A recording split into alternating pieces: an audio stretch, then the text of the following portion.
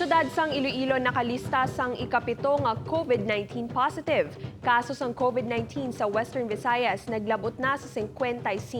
Si Zen Kilantang nakatutok. Ginkumpirma ni Iloilo City Mayor Jerry Treñas nga nadugangan ang nagpositibo sa COVID-19 sa syudad. Siyang ikapito nga kaso sang syudad kag ika-55 naman sa Western Visayas. Ang pasyente, ang 51 anyos nga babae gikan sa distrito sang La Paz, asymptomatic kag may travel history sa Metro Manila. Pwede nga madala, isa man lang siya natubod.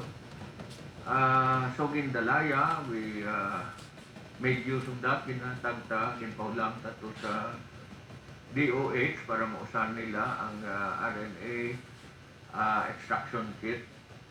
Unfortunately, nag-positive siya sa rapid test kit kag nag-positive man eventually sa PCR.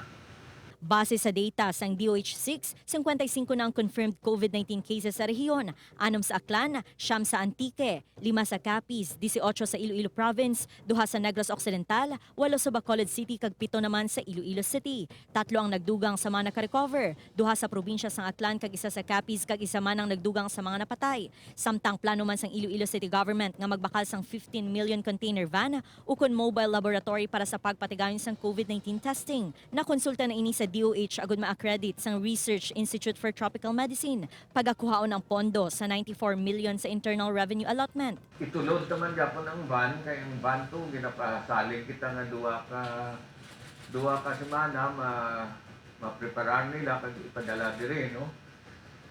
Kung hindi man Japon sila magbaton sang van, then we will pursue ang ila to nga